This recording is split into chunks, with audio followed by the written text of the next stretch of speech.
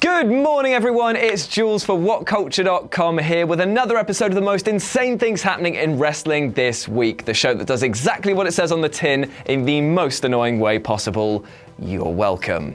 Now, I just want to get two things out of the way before we start this week's episode. One, a massive thank you and big love to you guys for supporting the channel and this show. I couldn't be here without you, so thank you very much. And two, as you can probably see, the Wheel of Feel has had a bit of an upgrade or downgrade, depending on how you look at things. Because I read the comments. I always read the comments on these videos, and I noticed that people said that I've been fixing it, that I've been choosing my emotion. Well, no more. You'll be able to see now, for better or for worse, what my emotional state is going to be for each entry in this episode. It could create some wildly contrasting opinions and emotions to what I actually feel, but I do it because I want to make this entertaining. It's going to be a car crash. But anyway, we've got a lot to cover, so let's get on and hit that intro.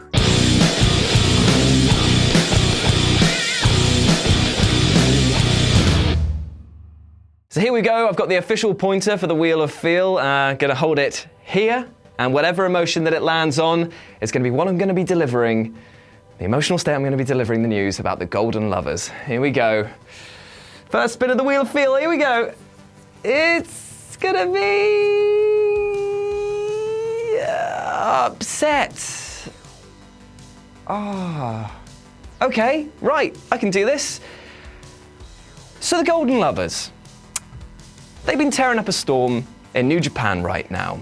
Kota Ibushi, Kenny Omega, reunited at last. I was quite sad when they weren't before it. Made me shed a tear. But I'm glad they're back together now, because it's really nice to see two men who are really in love with each other. You know, it's just really nice. The hand placement, the little kiss. But you know what made me really upset, though? Was the denial from the fans about this new storyline. Now, homosexuality has not been treated very well in the WWE or anywhere in wrestling, so here it's lovely to see, but the denial of the fans that these two men are gay is upsetting. It's upsetting. God, this is harder than I thought it would be to do. It's upsetting because of the fact that the fans are basically saying, even though they're witnessing Kenny Omega kissing Kota, they're just saying, no, it's not gay. It's not gay at all. They're refusing to say that it's gay, even though Kenny has now got a pinned tweet on his Twitter that says pretty much the fact like that it's a gay storyline that they're working at the moment. It's why Cody Rhodes and Brandy have basically been trying to kiss them and say stuff like, oh, Kenny doesn't love you like I love you. They're doing that to get into their minds. They're trying to tear the Golden Lovers apart because it is in essence a gay storyline, yet the fans, they're in denial. You know what? It's just a bit upsetting that people can't appreciate two men being in love, you know? It's like Homer the Simpson and his pig, where it's just like, oh, it's just a little kiss. They're still straight. They're not. They're called the Golden Lovers, not the Golden Mates. Right, spin number two. Let's get it going. Here we go. We're talking about the booking in the WWE Women's Division. Here we go. 50-50, which actually goes alongside their booking at the moment, because even though the WWE Women's Division is doing great matches at the moment, they only have three really good storylines going. We're going to excuse Ronda Rousey from this at the moment because that's yet to be proven. However, those three show that the WWE might be finally picking up steam when it comes to actually creating believable and worthwhile stories for these talents. You've got Asuka versus Charlotte Flair, which is turning out to be one of the most legitimate contests, hopefully, in the division at the moment. Then you've got Sasha Banks versus Bayley, which is slowly gathering steam. It's rolling towards it, and it's just calling back to those glorious NXT days, which hopefully they'll capture again. And finally, you've got one that I did not expect at all. Nia Jax versus Alexa Bliss. Now, I was ready to write this off completely when I saw Mickie James and Alexa Bliss doing their usual thing about calling her fat and insulting her IQ, and I just thought, this is going to be just one of those Mickie James is fat storylines again. But here's the thing. They actually handled this really well, because when the pair were conniving and saying these mean barbs backstage, instead of it just being like, oh, they've got all these cameras on them and no one can somehow see what they're saying, it then cut to Nia Jax in the ring and she was watching this all happen. And I was like, oh my God. It's really going to happen? It's really going to happen. And then she stormed to the back and she had a believable and emotional tear through the backstage. I really felt sorry for her. And when you realise that, you know, it is wrestling after all, the storylines are quite manufactured, I was genuinely caught up in the moment. I was like, no, Nia, don't let these people judge you. You're a beautiful woman. You're a powerhouse. You might not be that great at wrestling, but still, f*** him up.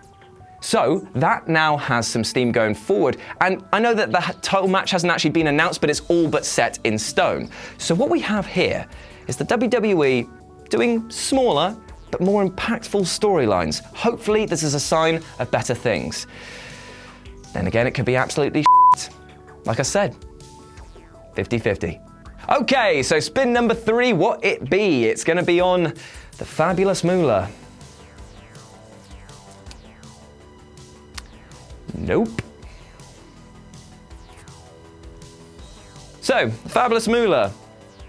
This one's quite interesting. If you're gonna have a memorial battle royale dedicated to somebody, probably wouldn't make it a person who's been accused of so many horrible, horrible things. So for those of you not in the know, what the Fabulous Moolah did was she owned a training center back in the day, and it was for female wrestlers. And through tactics that could only really be described as mafia style, she blackballed any other promotion that was trying to get in on the same racket, and then she did some quite horrible, unspeakable things to some of the talents that were there. The accusations that came forth were quite a fair few, and you can read up on them on Reddit. We'll probably put a link down in the description below of some of the people that have come forward.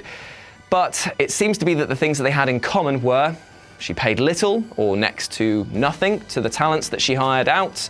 She drugged them, and in some extreme cases, she even told promoters that were hiring in these talents that they would have sex with the people there if they hired them. Effectively, she was a pimp, a nasty, nasty pimp, if the accusations are to be believed, and there are quite a fair few, so the evidence is almost overwhelming. So you've got to think what the WWE were thinking when they named a memorial battle royale after her. I mean, as of the recording of this, they have now changed the name, but still, it has been shocking to see the WWE just think that they could pull the wool over people's eyes or just sweep this under the carpet, that people just wouldn't notice or do any research. But the fan backlash from the WWE universe and beyond was extreme. Stephanie McMahon put out a tweet that was so emotionless, it kind of annoyed me a lot more, actually. It was just kind of like, yeah, we've listened, we're going to do this. And it's like, no apologies, no nothing like that. Just, yeah, hashtag at the bottom, just chuck it out there. I mean, yeah, so that was going on.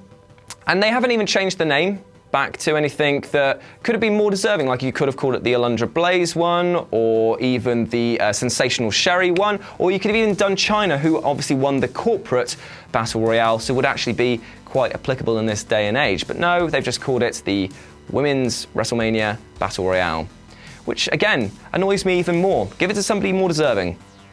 I am genuinely annoyed by this. I can't even overact about it. I'm just, it's quite disgusting. It's quite disgusting. Anyway, let's move on and try and keep this positivity flowing, because I hate feeling angry. Don't want to do that anymore. Okay, we're talking about Fastlane. Ooh, it's positive, which I actually am about this. You know what? For a B pay-per-view, a C pay-per-view, even if you're being really harsh, this delivered a lot. I know that it had its problems, like the women's tag match didn't amount to anything, but then again, it was never meant to. Fastlane actually got me really hyped, even more so for Mania. And it's just weird because I wrote this off as just being an absolute dud, but things like Shinsuke versus Rusev. I know what you're gonna say, Rusev got buried, he's over with the crowd and done that, but you know what, it was a really good match, and having it on first really pumped up the crowd, and we got to see Shinsuke Nakamura feeling like the old Shinsuke Nakamura. And fingers crossed we're gonna see that versus AJ. Like, I wanna see a proper rematch, rather than it just being the WWE version of their rematch, if you know what I mean. And it kind of had a bit of everything for everyone. I mean, even if you're a fan of your slow building things, then you've got the most boring man in the world, Randy Orton, winning the US title off of Bobby Roode. That was a slow burning match, and it was pretty good. It wasn't the best, and I do love Bobby Roode, but maybe Don't know what to say about Randy either. They're both, whatever. It was a pretty good match. And then we had the really interesting one with me and Phil coming down, aka the Bludgeon Brothers. That was amazing. The over-the-top smashdown that they did afterwards, I loved it. They shed the sort of comical, oh, we're lost in the woods, going for a hike with these tent pole hitters. They actually delivered on that. They worked together really well, and it shows that these two wrestlers have worked together a long time, obviously being in the Wyatt family, so it's good to see their cohesion carry across, and they did some devastating moves, and you know what? Credit where credit is due to the New Day for selling their injuries. I enjoyed that a lot. If I was Simon Miller, it would get... Tries to reach for the glove, can't put it on, tries to maintain contact with the crowd. It would get an up. Look at that smooth. That's why they paid me the medium bucks. And finally, we have to talk about that main event. That shed any sort of doubt that I had that it was just going to be a lol, Cena wins sort of affair. Moments after it started, with all of those false finishes, all of the finishers that just went, I really enjoyed that match, much more so than I have done on pretty much any other main event pay-per-view in quite a while, and that's saying something. Yeah, so all in all, as much stick as we give the WWE, had to give credit where credit's due, that was pretty fun.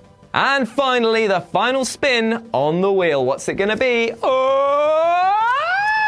I should stop making those noises really, shouldn't I? That's gonna get really tiresome. It's gonna be upset, and it kind of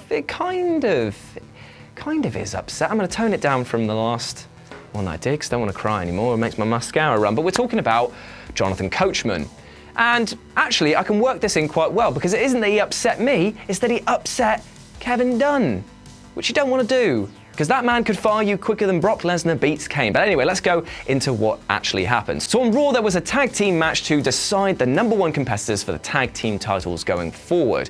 Now, what happened was that Rhino gets eliminated by the Revival then gets eliminated by the Miztourage, and apparently, Jonathon Coachman just was not watching the monitors at all.